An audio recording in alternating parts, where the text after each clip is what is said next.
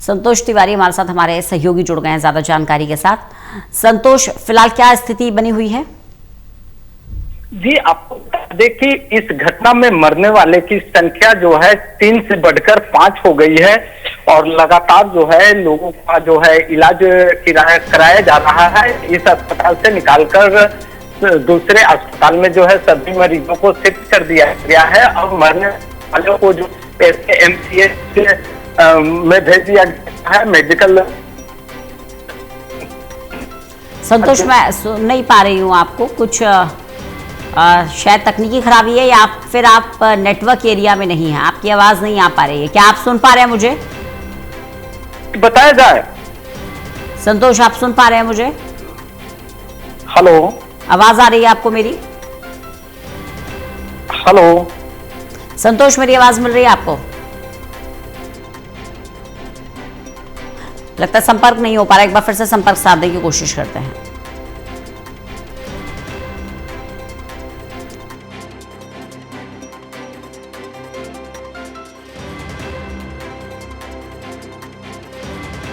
उनके एक हॉस्पिटल में आग लग गई। खिड़की दरवाजे तोड़कर मरीजों को रेस्क्यू कराया गया और मृतकों की संख्या 5 हो चुकी है। संतोष, मेरी आवाज आपको अब मिल रही है? जी, आवाज मिल रही है, बताएं। जी, क्या स्थिति बनी हुई है?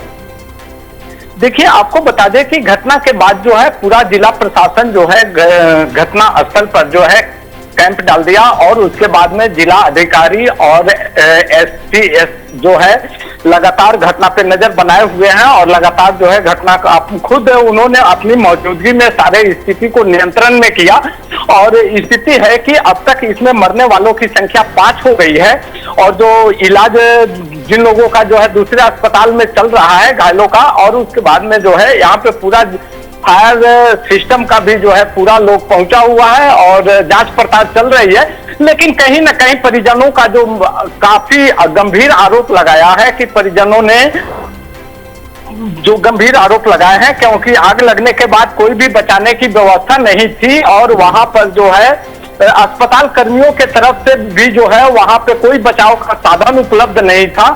तो कहीं ना कहीं सिस्टम के लापरवाही का नतीजा है कि इतनी बड़ी हादसा हुआ है। जी संतोष, अस्पताल में क्या इंतजाम थे फायर सेफ्टी को लेकर? कोई प्रबंधन किया हुआ था वहां? देखिए, आपको बता दें कि अस्पताल में जो फायर सिस्टम का जो है उसका जांच पड़ताल चल रहा है। फायर सेफ्टी का क्या इंतजाम था ये सारे चीज जांच चल रही है। अब जांच में क्या बातें आएगी कि किन कारणों से ऐसा हुआ, लेकिन जैसा प्रथम सूचना मिल रहा है कि वेंटिलेटर जो होता है वही ब्लास्ट किया और जिसके वजह से जो है इतनी बड़ी घटना घटी। लेकिन जांच में अब क्या बातें आती है यह देखने वाला होगा और किन कारणों से आग लगा इस पर कुछ कहना जो है अभी जल्दीबाजी होगी, क्योंकि जिला प्रशासन जो है लगातार जांच कर रही है और जांच करने के बाद जो है जिला प्रशासन क्या रिपोर्ट देती है और किस आधार पर जो है कैसे यह घटना घटी, किन कारणों से आग लगा, इसका खुलासा होने के बाद ही कुछ कहा जा सकता है। लेकिन इतना तय है कि सिस्टम की लापरवाही का नतीजा है कि इतनी बड़ी घटना घटी है। जी बिल्कुल, तो ये सिस्टम की लापरवाही का नतीजा है। और जो घायल है फिलहाल उनकी क्या स्थिति बनी हुई है संतोष? देखिए, जो घायल हैं उन लोगों का तो दूसरे अस्पताल में शिफ्ट कराया गया है और वहां पे बेहतर इलाज की व्यवस्था की गई है, उन लोगों का इलाज चल रहा है। लेकिन सबसे बड़ी एक निजी अस्पताल में, इतने बड़े अस्पताल में और इस तरह से जो है आग लगने की घटना घटती है वो भी आईसीयू वार्ड में, तो आप उस समय की भयावहता को जो है आप समझ सकते हैं कि कितनी भयावह स्थिति रही होगी। और आईसीयू में जो भर्ती होने वाले मरीज होते हैं उनका क्या स्थिति होता है ये आप भी समझ रहे हैं और हमारे दर्शक भी समझ रहे हैं। और उस परिस्थिति में आईसीयू में जब आग लगा तो उस समय बचाने का कोई व्यवस्था नहीं किया गया और नतीजा है कि इतनी बड़ी लापरवाही प्रशासन की साथ आई है। जी बिल्कुल, तो प्रशासन की लापरवाही। अब क्या अस्पताल को पूरी तरह से खाली करवा लिया गया है या अभी भी इलाज चल रहा है वहाँ लोगों का? देखिए, अस्पताल को जो है उस अस्पताल का 2 बिल्डिंग है, 2 भवन है। तो पहले वाले भवन में आग लगी हुई थी जिसमें आईसीयू, पिछले वाले भवन में जो है कुछ लोगों को शिफ्ट किया गया है, कुछ लोगों को दूसरे जगह दूसरे अस्पतालों में भेजा गया है, वहां पर भी उनका इलाज चल रहा है जी। मृतकों की संख्या 5 बताई जा रही है, इसमें किसी तरीके का कोई अपडेट संतोष?